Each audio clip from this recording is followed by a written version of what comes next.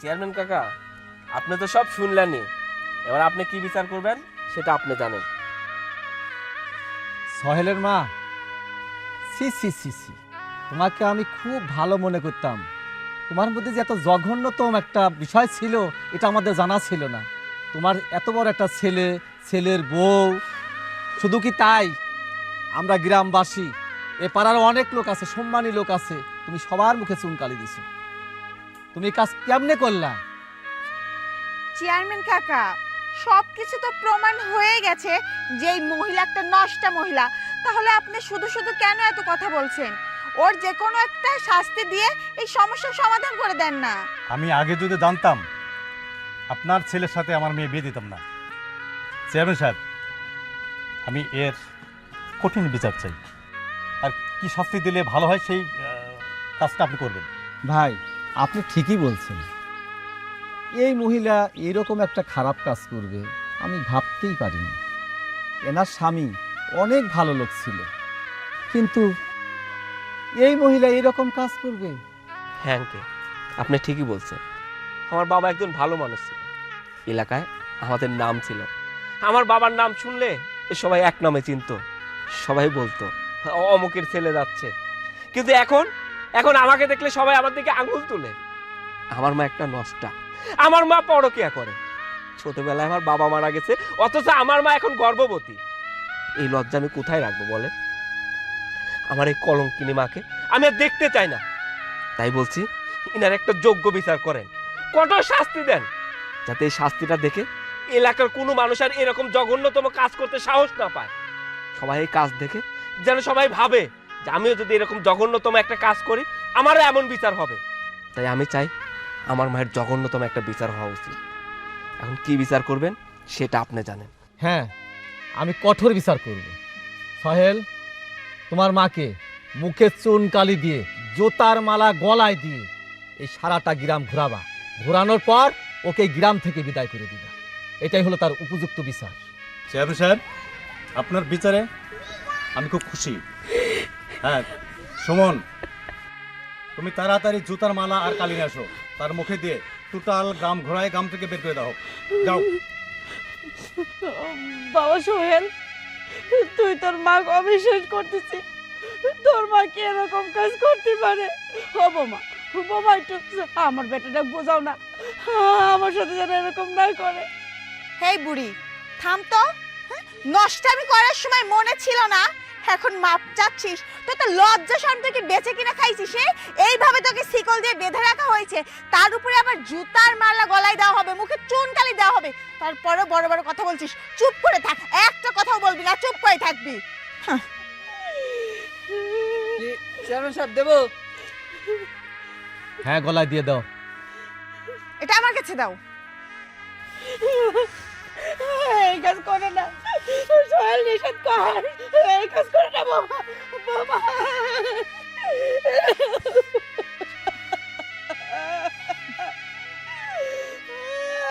সুমন, এই মহিলাকে নিয়ে এখান থেকে যাও।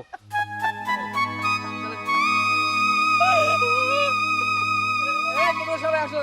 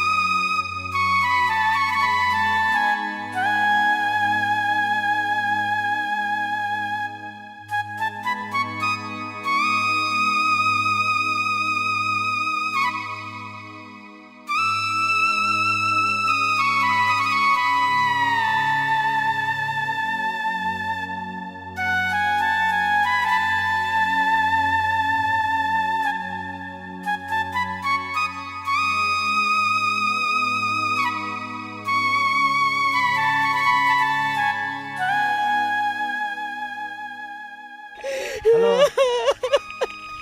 কি ব্যাপার খালা তুমি? রতন তোমার এই অবস্থা কেন? তোমার গলায় জুতার মালা, তোমার হাত বাঁধা কি এই অবস্থা কেন তোমার? আমার যে কপাল খারাপ রে বেটা, এই জন্যই তো আমার গলায় জুতার মালা।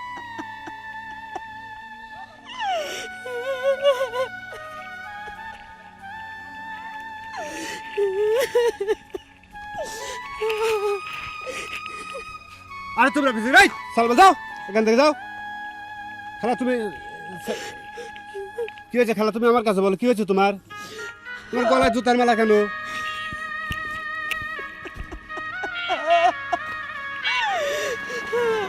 রতন রে, আমার বেটা সোহেল আর তার বউ মিলে আমার এই অবস্থা করেছে। তোর খালাক মিথ্যা অপবাদ দিয়ে মুখে চুনকালি জুতার মালা পরায় বাড়ির থেকে বাইর করে দিয়েছে।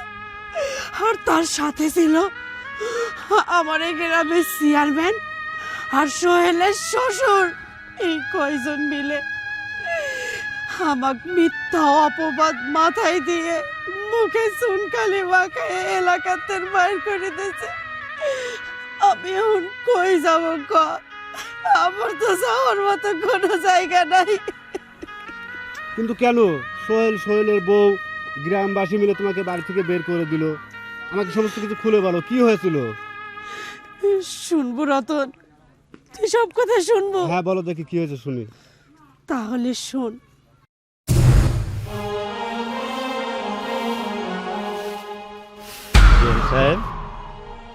সিসিবিআই এটা কি করেন? আমাকে দেখে তো আপনার তো কাছামুচু লাগে কে? সমস্যাটা কি আপনার? বিআই, আপনি মনে হয় ভুলে যান আমি আপনার মেয়ের শাওরি। আমার সাথে কিরকম আচরণ করা লাগবে সেরকম আচরণ করলে আমি একটু খুশি হব। আচ্ছা শোনেন, একটা কথা কই আপনি, সেই কবে আপনার স্বামী মরে গেছে, আমারও বউ নেই, দুজন একটু একান্ত হওয়া যায় না? সিসি, এইসব কি কথা বাচ্চা? শোনেন বিআই, আপনি হইলেন আমার বেটার বোর বাপ, সেই সম্মানটা রাখেন। আর দ্বিতীয়বার যদি এরকম বিয়াদবি করতে আইছেন না, আমি কিন্তু আমার সাউলের কাছে সব কথা কয়ে দেব। আচ্ছা বিয়ান, আপনার কষ্ট লাগে না? এই যে রাত্রে আপনি একা থাকেন, মনটা খারাপ লাগে না? আপনার কষ্ট দেখে আমার খুব খারাপ লাগে। আসেন আমরা একটু একান্ত সময় কাটাই, একটু গল্প করি। সি বিআই সি, আপনি তো জঘন্য নিচ মনের মানুষ, আপনার তো চরিত্র সমস্যা। আরে আমি আপনার বিয়ান হই, আপনি বিয়ানে কি নোংরা কথা কইতে আপনি বাঁচতেছে না? সি, আপনার মতো মানুষের সাথে না কথা কইতে আমার ঘৃণা হচ্ছে। আমি যদি পারতাম না, আমার পায়ে জুতাটা খুলে আপনার মুখে মেরে দিতাম। আরে বিয়ান রাগেন কে? আর আপনি এত কাজ করা লাগবে না, এসব রাখেন তো, চলেন একটু বসে একটু একটু। বিয়াদব করে কার একটা। বাবা কি হয়েছে? তুমি দেখো নাই? এত বড় সাহস, তুই আমার বাবার গলে থাপ্পড় মারিস? কোন হাত দিয়ে থাপ্পড় মারিস? বাবা, বাবা বল, কেন মারলি আমার বাবাকে? বল। বাবা কথা শোনো, দূর দে। তোমার আব্বু আমার সাথে বিয়াদবি করতে লেগেছিল। তুই আমার বাবার নামে অপবাদ দিচ্ছিস? তুই আমি মেরেই ফেলবো।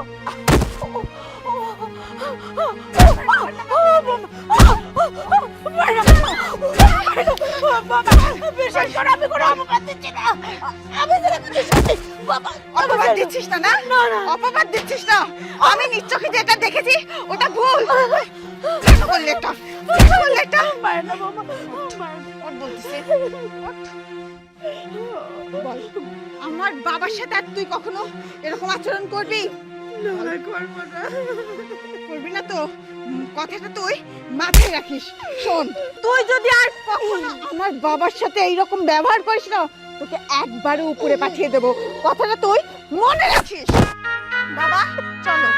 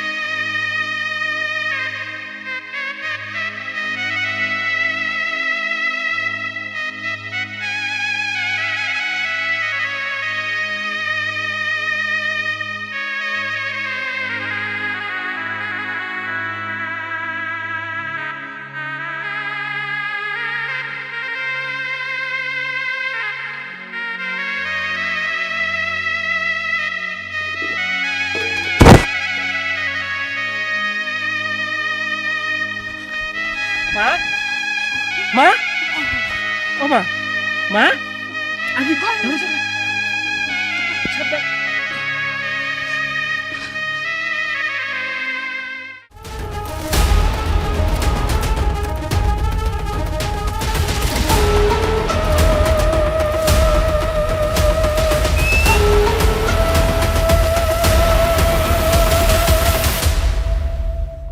আখি মার কি হয়েছে? ডাক্তার কি বলছে? আরে কথা বলছো না কেন?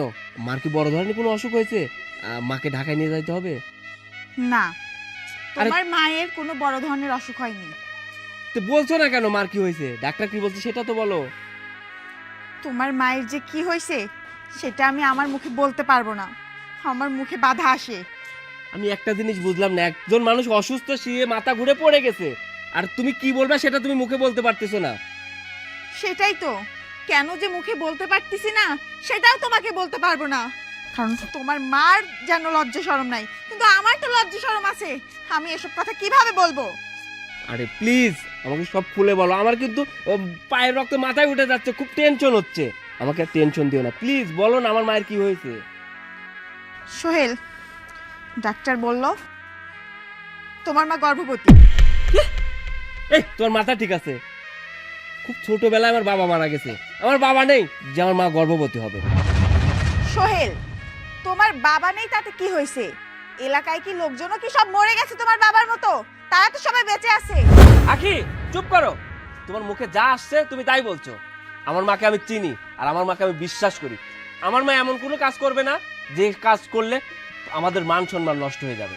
হ্যাঁ, আমিও সেটাই জানি যে তুমি তোমার মাকে অনেক বিশ্বাস করো, আর বিশ্বাস করো জন্যই তোমার মা এই কাজটা করতে পারছে। দিল তো তোমার মান সম্মানের চুনকালি মাখিয়ে। হ্যাঁ, এখন দেখবো তুমি এই মুখটা সমাজের মানুষকে কিভাবে দেখাও। 2 দিন পরে তোমার মায়ের যখন আস্তে আস্তে পেট ফুলে যাবে তখন লোকজন তোমাকে এসে বলবে, সোহেল তোর ভাই হবে না বোন হবে, এইসব সুখবর দিয়ে বেড়াবে, তাই না? চুপ করো আখি, আমি আর এই কথাগুলো নিতে পারছি না। সত্যি তো, আমার মা যদি এই অন্যায়টা করেই থাকে, আমি তো সমাজে মুখ দেখাইতে পারবো না। আমি রাস্তাতে গেলেও সবাই আমার দিকে আঙুল তুলবে, আর আমি সমাজে মুখ কেমনে করে দেখাবো? আমার মাথায় কোনো কিছু কাজ করতেছে না, আমি এখন কি করব? সোহেল, এতটা ভেঙে পড়ো না, আমি তো আছি তোমার পাশে। আমি তোমাকে একটা কথা বলি, তোমার মায়ের পেট ফুলে যাওয়ার আগেই তুমি এই বিষয়টা চেয়ারম্যানের কাছে বলো। আমার বিশ্বাস চেয়ারম্যান এর একটা সমাধান দিয়েই ছাড়বে। তুমি ঠিকই বলেছো, হ্যাঁ, এছাড়া আমার কাছে আর কোনো উপায় নেই। চলো আমরা দুজন মিলে চেয়ারম্যানের কাছে যাই। চলো।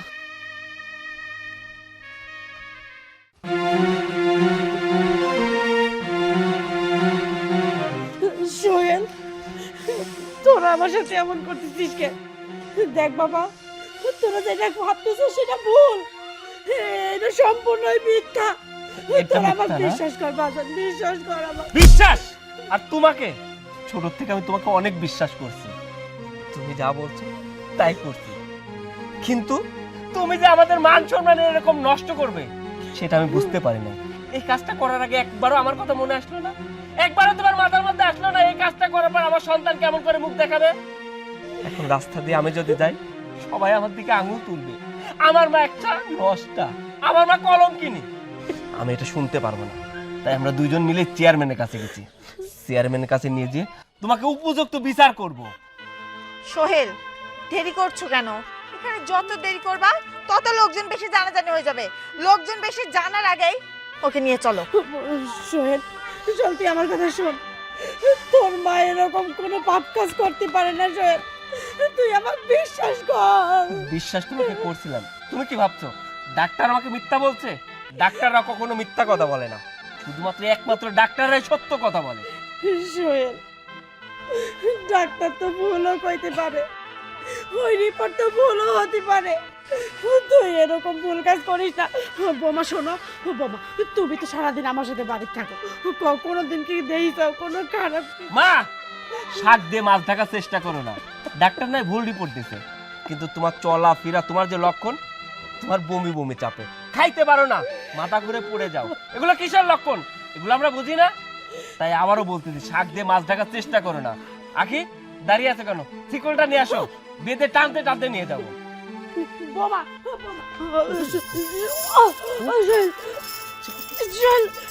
এরকম সোহেল, আমি তোর মা হই। সোহেল, আমি তোর মা হই, তুই এই ভুল কাজটা করিস না। ধরো চল। চল সোহেল, আমি তোর মা হই, তুই এই অন্যায় কাজটা করিস না। বুঝতে পারছি খেলা, তুমি আমার সাথে চলো, আমি আমি দেখছি, তুমি আমার সাথে চলো চলো। কি এত অন্যায় করছিলাম আমি? আপনারও কেউ নেই, আমারও কেউ নেই।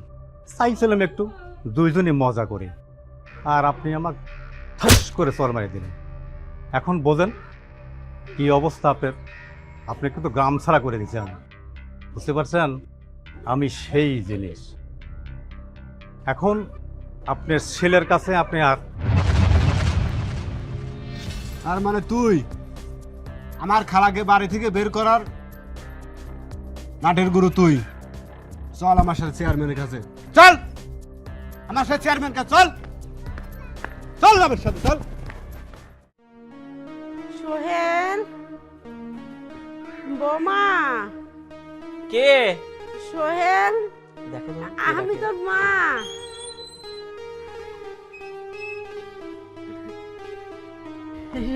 সোহেল, তুমি তুমি আমার এই বাড়িতে আসছো কেন? বাবারে, আমি কোনে যাব? তোরা ছাড়া তো আমার আর কেউ নেই। আমি এই জন্য তোর কাছে আইছি। দেখো, তোমাকে এই গ্রাম থেকে জুতার মালা গলায় দিয়ে এই গ্রাম থেকে বের করে দেওয়া হয়েছে, তারপর তুমি কোন মুখ নিয়ে এই গ্রামে আসছো?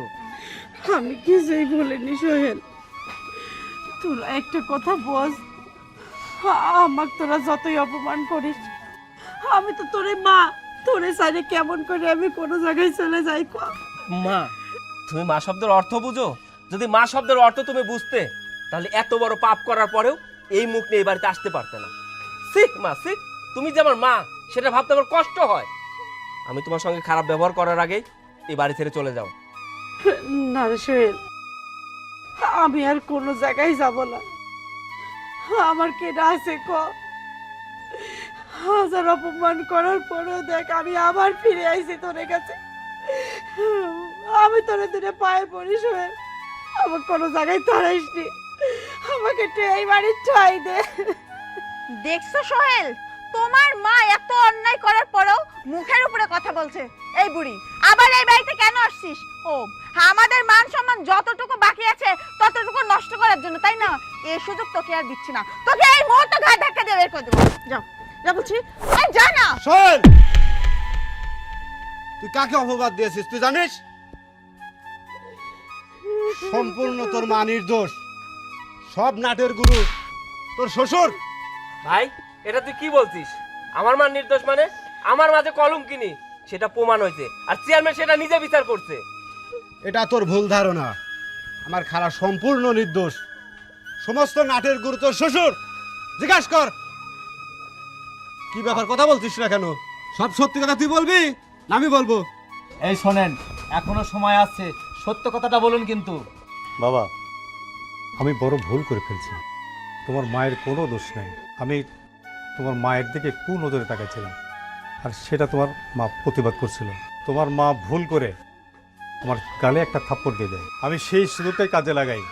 আমি আমার মেয়েকে দিয়ে তোমার মাকে নির্যাতন করে। শুধু তাই নয় বাবা, তোমাকে ভুল বোঝানোর জন্য ডাক্তারকে টাকা দিয়ে ভুল রিপোর্ট করাইছি, আর ওই ডাক্তার এসে বলে তোমার মা গর্ভবতী। সেই কথা শুনে তুমি বিশ্বাস করে ফেলে দাও, আর সেই কারণেই তুমি তোমার মাকে বাড়ি থেকে তাড়িয়ে দাও। বাবা, আমি সত্যি অনেক বড় ভুল করে ফেলছি, আমাকে তুমি পারলে ক্ষমা করে দিও। কি বললে? আপনি ভুল করে ফেলছেন? আপনি ভুল করেননি, আপনি জানেন না আপনি কত বড় অন্যায় করছেন। আপনি একটা সন্তানের কাছে একটা মাকে কলঙ্কিনী প্রমাণ করছেন। যে মাটা খুব ছোটবেলায় আমার বাবা মারা যায়, আমার মা কত কষ্ট করে আমাকে মানুষ করছে, লেখাপড়া করাইছে, মানুষের মতো মানুষ করার চেষ্টা করছে। আমাদের আগে অনেক অভাব ছিল, আমার মা আমাকে এক মুঠো ভাত তুলে দেওয়ার জন্য মানুষের দ্বারে দ্বারে ঘুরছে, মানুষের বাড়িতে কাজ করছে। আমাকে আমাকে কোনোদিনও অভাবটা বুঝতে দেয়নি। শুধু বাবার অভাব নয়, আমাকে কোনো অভাবে বুঝতে দেয়নি। আমার মাকে আমি অনেক বিশ্বাস করতাম, কিন্তু আপনারা সেই বিশ্বাসটা নিয়ে মজা করলেন। আমার সাথে গেম খেললেন, আমার সামনে প্রমাণ করলেন আমার মা কলঙ্কিনী। আমার মতো সন্তানকে দিয়ে আমার মাকে আমি নিজের হাতে ঘাড় ধাক্কা দিয়ে বাড়ি থেকে বের করে দিছি। শুধু তাই নয়, আমার মাকে আমি নির্যাতন করছি, অত্যাচার করছি। আমার মাকে আমি বলছি তাকে মা বলতে আমার কষ্ট হয়, তাকে মা বলতে আমার ঘৃণা হয়। আমি কত বড় পাপ করছি শুধুমাত্র আপনার কথায় বিশ্বাস করে। আপনি মানুষ না, আপনি মানুষ রূপে জানোয়ার। আর আপনি যদি মানুষ হইতেন তাহলে এত বড় পাপটা আপনি করতে পারতেন না। শুধু আপনি পাপ করেননি, আপনি আমাদের সবাইকে পাপই করতেন। মা আমার জান্নাত, সেই জান্নাতকে কষ্ট দিছি। শুধু তাই না, জুতার মালা গলায় দিয়ে এই গ্রামে গ্রামে ঘুরাইছি, এই গ্রাম থেকে তাকে বের করে দিছি। আমার মা কত কষ্ট পাইছে শুধু আমার জন্য। পৃথিবীর সবাই ভুল বুঝতে পারে, মা সেটা মেনে নিতে পারে, কিন্তু তার গর্ভের সন্তান যদি তাকে ভুল বুঝে, একজন মায়ের কতটা কষ্ট হয় আপনি বুঝতে পারেন? আপনি কখনোই বুঝতে পারবেন না। শুধু আপনার কথায় আমার জান্নাতকে আমি কষ্ট দিছি। শুধু তাই নয়, তাকে জুতার মালা গলায় দিয়ে গ্রামে গ্রামে ঘুরাইছি, এই গ্রাম থেকে ঘাড় ধাক্কা দিয়ে বের করে দিছি। আর আপনি এখন বলছেন আমার ভুল হয়েছে, আমাকে ক্ষমা করে দেন। আপনার কোনো ক্ষমা নেই, শুধু আপনার নয়, আপনার মেয়েরও কোনো ক্ষমা নেই। বাবার দোষে মেয়ে তালাক, শুধু গল্পে শুনছেন, আজকে বাস্তবে সেটা প্রমাণ করে দেব। আখি, তোমার বাবাকে সঙ্গে নিয়ে এই মুহূর্তে এই বাড়ি ছেড়ে চলে যাও। সোহেল, আমার ভুল হয়ে গেছে, তুমি আমাকে ক্ষমা করে দাও। আম্মা, আপনার পায়ে ধরি আমি, আমাকে আপনি মাফ করে দেন। আমি আপনার সাথে অনেক বড় অন্যায় করে ফেলছি আম্মা। ওঠো বৌমা, তুমি তো ছোট মানুষ, ভুল তো তুমি করতেই পারো, কিন্তু বিয়াই আপনি কেমন মানুষ কোন তো? এই যে মেয়ের বাড়ির দিনের পর দিন পড়ে থাকেন, কোনো দিন কি আপনি কোনো অভিযোগ করেছি বিয়াই? আপনি কিসের জন্য এই বাড়িতে এসে পড়ে থাকেন? আমার বেটার বউ ভালো মন্দ রাইদে আপনি খাওয়ায়, কোনোদিন তিল পরিমাণ জিনিসও আমাকে দেয় না খাইতে। কোনোদিন ওকে আপনার সামনে যাই কইছি বিয়াই আমার ছেলের কামাই করা টাকা পয়সা দিয়ে আপনি খান, আপনি এই বাড়িতে চলে যান, কোনো সময় তো কিচ্ছু কইনি। আপনি কি করেন? আমার সাথে বিয়াদবি করতে যান। বিয়া একদিন না 2 দিন, অনেক দিন আমার সাথে বিয়াদবি করেছেন। আপনার উপর কি কোনোদিন আমি আঙুল তুলেছি? কিসের জন্য তুলিনি জানেন? কারণ এইটা আমার সাওয়ালের সংসার। আমি কোনোদিনও চাইনি সাওয়াল বেটার মধ্যে আমাকে আর আপনি নিয়ে কোনো রকম অশান্তি সৃষ্টি হোক। কিন্তু বিয়াই, আপনার বিয়াদবি দিন দিন বাইরেই চলেছিল। আমি বাধ্য হয়ে আপনার গালে সেদিন আমি চর মারিছি, আমি বাধ্য হয়েছি মারতে। বিয়াই, একটা বিয়াই বিয়ানের সম্পর্ক কিন্তু ভাই বোনের মতো হয়। সেই পবিত্র সম্পর্কটাকে আপনি নোংরা বানাতে চাইছিলেন। শুধু আমি সৎ থাকার কারণে আপনি পারেননি, আর সেই প্রতিশোধ নেওয়ার জন্যই আপনি এত বড় কলঙ্ক আমার গায়ে লেপে দিয়েছেন। আরে ওরা তো বাচ্চা বাচ্চা মানুষ, ওরা তো ভুল করতেই পারে, কিন্তু আপনি কি করে পারেন মেয়ের সংসারে এসে এইরকম ভাবে অশান্তি করতে? দয়া করে বিয়াই, আপনি যদি আমার সাওয়ালের সংসার থেকে চলে যান আমি খুব খুশি হব। ওরে দুজনের মতো ভালো থাকতে দেন, আপনি চলে যান বিয়াই। হ্যাঁ বাবা, আমার শাশুড়ি ঠিকই বলেছে, আমি চাই না তোমার মতো একজন বাবা আমার সংসার থেকে আবার নতুন করে অশান্তি লাগাক। বাবা, তুমি চলে যাও, তুমি আর কখনো আমাদের বাড়িতে আসবে না। আমি মনে করব আমার তো মা অনেক আগে মরে গেছে, আজকের দিন পর থেকে মনে করব আমার বাবা মরে গেছে। আমার এই দুনিয়াতে আমার শাশুড়ি আর সোহেল ছাড়া কেউ নেই।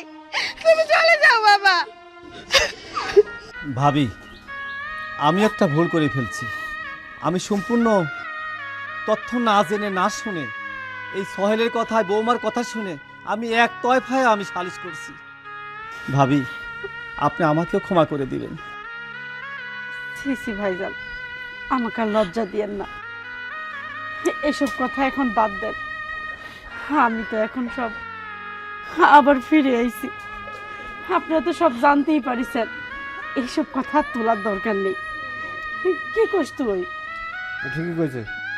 আরে আপনি এখন এই জায়গায় দাঁড়িয়ে আছেন, যান বেরিয়ে যান। আপনি একটা মানুষ, যান বেরিয়ে যান। ভাই, তোমাকে অসংখ্য ধন্যবাদ। তুমি যদি আমাদের এই ভুলটা না ধরায় দিতে, হয়তো সারা জীবন আমি আমার মাকে ভুলেই বুঝে যাইতাম। ঠিক আছে চেয়ারম্যান সাহেব, তাহলে আমরা যাই, চলুন। সোহেল থাক, আমার একটু কাজ আছে, আমি চেয়ারম্যান সাহেবকে নিয়ে আরেক জায়গায় যাবো। ভাই, খাওয়া দাওয়া করে যাইতে। আমি আরেকদিন আসবো। আচ্ছা না খালা চলে গেলাম, আমরা চলে গেলাম, আরেকদিন আসবো। মা, তুমি আমাকে খাওয়াবে?